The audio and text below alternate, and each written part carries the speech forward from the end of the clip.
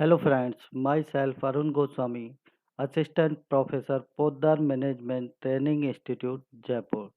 देखिए दोस्तों, पिछले वीडियो में हमने शैक्षिक अवसरों की समानता की आवश्यकता और भारत में शैक्षिक असमानता के क्षेत्रों के बारे में जाना था। आज का अपना विषय है शैक्षिक अवसरों की समानता में बाधाएं। देखिए दोस्तों, शैक्षिक अवसर की समानता में क्या-क्या बाधाएं उत्पन्न होती हैं, क्या-क्या बाधाएं हैं जो हम शिक्षा के समान अवसर को प्राप्त करने में वंचित रह जाते हैं। हमारे विद्यालयों में विद्यार्थी शिक्षा के समान अवसर का समुचित लाभ नहीं उठा पाते हैं। उनके क्या-क्या कारण हैं कि जिनकी वजह से उनको शिक्षा के अवसर की समानता में बाधा उत्पन्न होती है। भारत में शैक्षिक अवसरों की समानता की उपलब्धि में बाधाएं। देखिए दोस्तों, सबसे पहले है उचित दूरी पर शिक्षा विद्यालयों उपलब्ध न होना। देखिए दोस्तों, सबसे प्रमुख कारण है कि बालक या समाज बस्तियों के आसपास विद्यालयों की उपलब्धता ना होना, जिससे बच्चा उचित दूरी पर तो शिक्षा ग्रहण करने जा सकता है, लेकिन घर से ज़्यादा दूरी होने पर वो शिक्षा ग्रहण करने नहीं जा सकता और वो शिक्षा से वंचित रह जाता है। शिक्षा के समान अवसर प्रदान करने के लिए यह आवश्यक है कि सभी को उचित दूरी पर विद्यालय उपलब्ध हों। अभिभावक अपने बच्चों को अधिक दूरी पर स्थित शिक्षण संस्थाओं में भेजने से घबराते हैं। छोटे बच्चों और लड़कियों के मामले में तो खासकर माता-पिता को बच्चों की चिंता तब तक बनी रहती है जब तक वह विद्यालय से लौटकर घर नहीं आ जाते। देखिए दोस्तों, यदि हमारे आसपास या बच्चे के आसपास विद्यालय उपलब्ध होगा तो बच्चा आसानी से शिक्षा प्राप्त कर पाएगा। उसे शिक्षा के अवसरों में समानता मिलेगी, लेकिन जब विद्यालय अत्यधिक दूरी पर होगा तो गरीब बच्चे, मंदबुद्धि बच्चे, समाज में आर्थिक रूप से ग्रसित बच्चे शिक्षा प्राप्त कर नहीं पाएंगे। इसलिए एनसीएफ 2009 में भी इस ओर विशेष ध्यान दिया गया कि विद्यालय उचित दूरी पर होने चाहिए। 3 किलोमीटर के अंदर-अंदर विद्यालय उपलब्ध होना ज़रूरी है, जिससे सभी बच्चों को शिक्षा के समान अवसर उपलब्ध हो सके। यदि विद्यालय उचित दूरी पर नहीं है, तो यह शैक्षिक अवसरों की समानता की उपलब्धि में बाधाएँ उत्पन्न करते हैं। सेकंड, प्रादेशिक असंतुलन।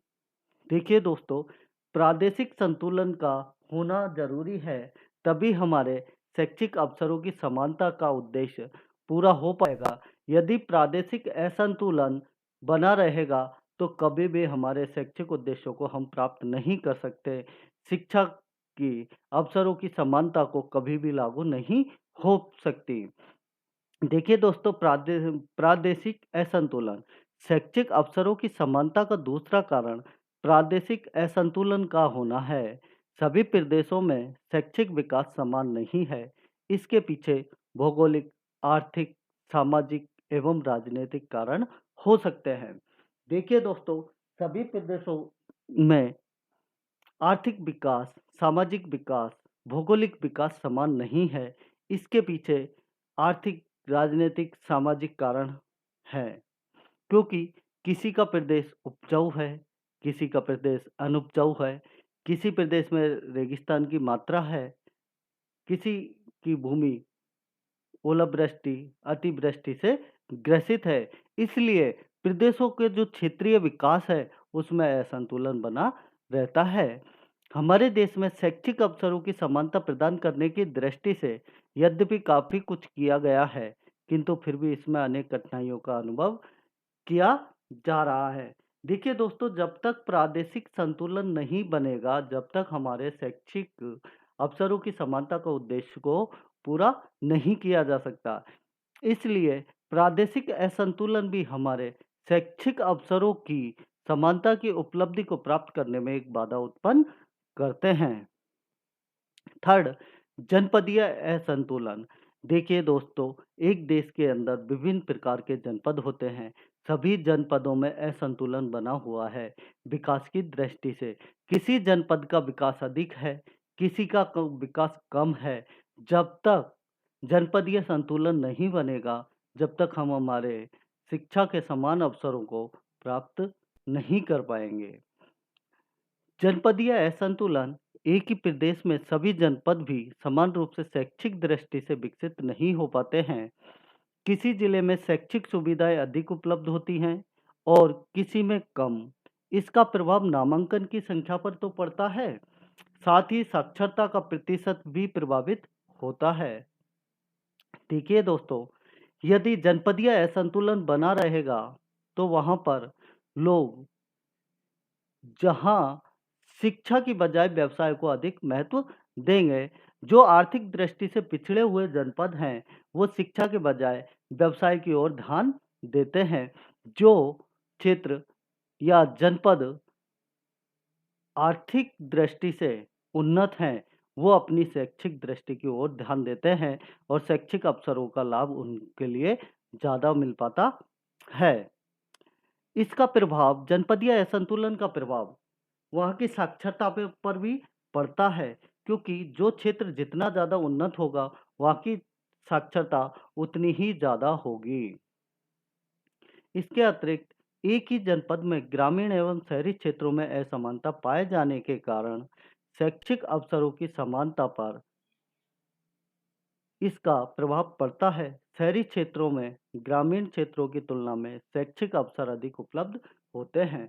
देखिए दोस्तों, ग्रामीण क्षेत्रों की बजाय शहरी क्षेत्रों में शैक्षिक अवसर अधिक उपलब्ध होते हैं, क्योंकि शहरों का विकास अधिक रहता है ग्रामीण के बजाय। गांवों का विकास कम हो पाता है, इसलिए शिक्षा के समान अवसर नहीं मिल पाते हैं, क्योंकि गांवों के लोग आर्थिक दृष्टि से कमजोर होते हैं, जबकि शहरी क्षेत्र आर्थिक दृष्टि से मजबूत होते हैं। इसलिए जनपद असंतुलन एक शैक्षिक अवसरों को प्राप्त करने में बाधा उत्पन्न करते हैं। यह भी एक प्रमुख कारण है जनपदीय असंतुलन। फोर्थ, आर्थिक असंतुलन। देखिए दोस्तों, आर्थिक असंतुलन एक ऐसा कारण है जो जिसका प्रभाव समाज पर, देश पर, राज्य पर तथा सभी जनपदों पर दिखाई देता है। जिसकी आर्थिक स्थिति सुदृढ़ होगी, वो शैक्षिक अवसरों की समानता को प्राप्त करने में आसानी रहेगी, और जिसकी आर्थिक स्थिति कमजोर होगी, उसके लिए शैक्षिक अवसरों को प्राप्त करना कठिन होगा। उपलब्ध आंकड़ों के अनुसार देश की 50% जनसंख्या निर्धनता की रेखा से नीचे है। स्वाभाविक है कि निर्धन परिवार में बच्चों को संपन्न परिवारों के बच्चों की तुलना में कम शैक्षिक अवसर उपलब्ध हो पाते हैं, क्योंकि वे शिक्षा पर धन व्यय करने में समर्थ नहीं होते हैं। ऐसे निर्धन परिवार अपने बच्चों को छोटी आयु में किसी न किसी रोजगार में लगा देना अधिक उपयोगी समझते हैं, जिसके कारण उन्हें शिक्षा प्राप्ति के अवसर नहीं मिल पाते हैं। देखिए दोस्तों, हमारे देश में 50% जनसंख्या निर्धनता की रेखा से नीचे आती हैं, और जो निर्धन बच्चे हैं, उनको कम शैक्षिक अवसर प्राप्त होते हैं बजाय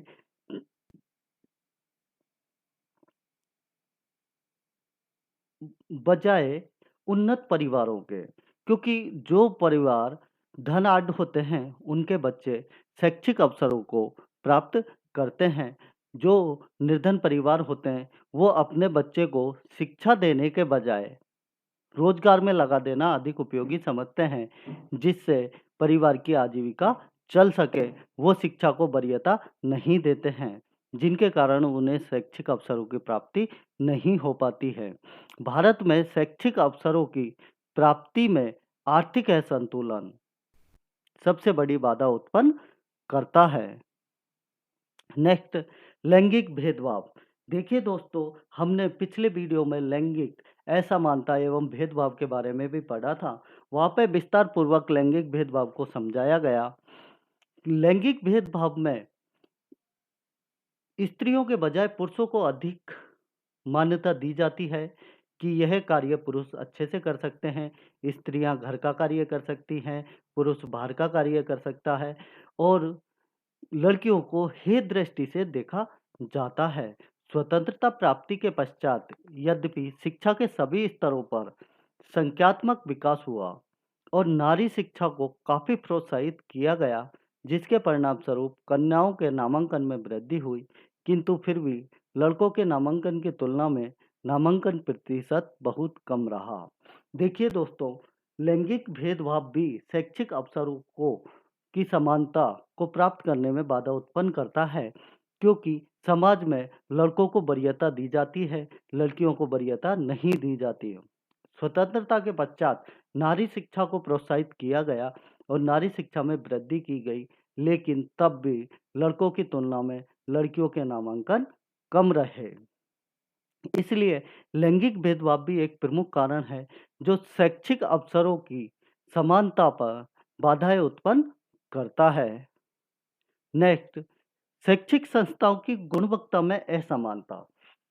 देखिए दोस्तों, जो निर्धन क्षेत्र होते हैं, जो पिछड़े क्षेत्र होते हैं, वहाँ पे जो स्कूल एवं महाविद्यालय होते हैं, उनका स्तर बहुत घटिया होता है, जो सामान्य विद्यालयों की बजाय अच्छी शिक्षा देने में असमर्थ होते हैं।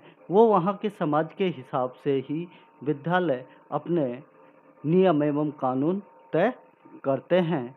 शैक्षिक संस्थाओं की गुणवत्ता की असमानता हमारे शैक्षिक अवसरों को प्राप्त करने वाली समानता में एक बाधा उत्पन्न करती है। शैक्षिक समानता के अवसरों पर शिक्षण संस्थाओं की गुणवत्ता का काफ़ी प्रभाव पड़ता है।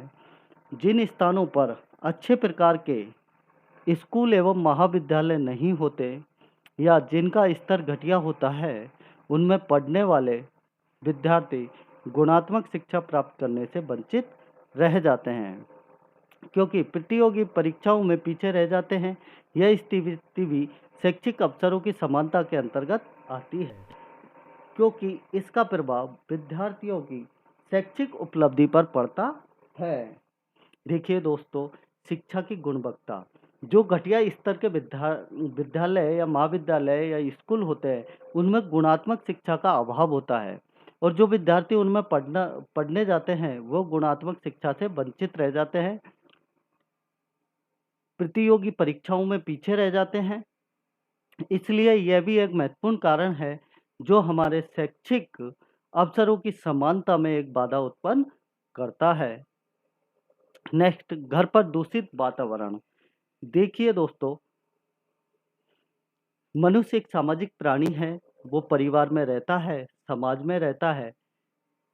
यदि समाज का वातावरण अच्छा होगा तो मनुष्य या बालक मानसिक रूप से स्वस्थ होगा, शिक्षा ग्रहण करने पर अपना पूरा ध्यान दे पाएगा।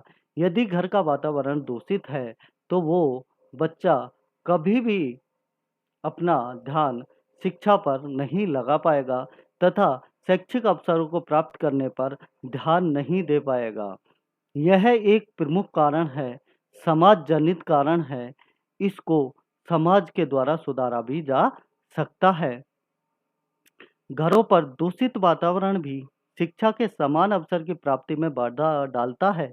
घर का वातावरण कई कारणों से दूषित होता है, जैसे निर्धनता, निरक्षरता, बच्चों की अधिक संख्या, खंडित घर, पति पत्नी का कलेश, व्यभिचारी आदि प्रमुख कारण हैं। जो दूषित वातावरण में पलने के कारण ऐसे बच्चे शिक्षा से वंचित रह जाते हैं, जो कि झोपड़ी और गंदी बस्ती में रहने वाले परिवारों के लिए शैक्षिक अवसरों की समानता प्रदान करना एक समस्या है। देखिए दोस्तों, घर का वातावरण शुद्ध नहीं होगा। शुद्ध किन कारणों से नहीं होता है? निर्धनता, निरक्षरता, बच्चों की अधिक संख्या, खंडित घर, पति पत्नी का कलेश, व्यभिचारी आदि कारण से घर का वातावरण शुद्ध हो जाता है और ऐसे वातावरण में रहने वाले बच्चे, छात्र अपना मानसिक असंतुलित हो जाते हैं, तो वो अपना ध्यान शिक्षा पर नहीं लगा पाते हैं और वो शैक्षिक अवसरों से वंचित रह जाते हैं। ऐसे परिवारों में झोपड़ियों, गंदी बस्तियों, झुग्गी झोपड़ियों में रहने वाले बच्चों की भी यही स्थिति देखने को मिलती है। नेक्स्ट, शारीरिक विकलांगता। देखिए दोस्तों, शारीरिक विकलांगता वाले बालक सामान्य बालकों के साथ शिक्षा ग्रहण कर सकते हैं, लेकिन उतना नहीं कर सकते जो शारीरिक विकलांग से संबंधित विद्यालयों में शिक्षा दी जाती है। भारतीय सरकार तथा राजस्थान सरकार ने एनसीएफ 2009 में यह प्रावधान किया कि शारीरिक बाल भिन्नता वाले बच्चों के लिए उनकी शारीरिक भिन्नता के अनुसार विद्यालय स्थापित किए जाएंगे, जिससे उनको शिक्षा प्राप्त करने में आसानी रहेगी। यह एक प्रमुख कारण है। शारीरिक विकलांगता भी शैक्षिक अवसरों को प्राप्त करने में बाधा डालती है। हमारे देश में शारीरिक रूप से विकलांग बच्चों की संख्या 1.5 करोड़ से भी अधिक है, जिनमें दृष्टिहीन, अंग विकलांग, गूंगे तथा बहरे बच्चे शामिल हैं। इन बालकों को अपने शारीरिक दोषों के कारण शिक्षा के समान अवसर नहीं मिल पाते हैं। देखिए दोस्तों, हमारे देश में तथा हमारे राज्य में शारीरिक भिन्नता के आधार पर विद्यालयों की संख्या कम है। अधिकतर शारीरिक भिन्नता वाले बालकों को सामान्य विद्यालयों में ही शिक्षा ग्रहण करवाई जाती है, जिससे वो अच्छे प्रकार से शिक्षा ग्रहण नहीं कर सकते हैं। वो अपने शारीरिक दोषों के कारण शिक्षा के समान अवसरों से वंचित हो जाते हैं, और यह एक शिक्षा के समान अवसरों में प्रमुख बाधा उत्पन्न करते हैं।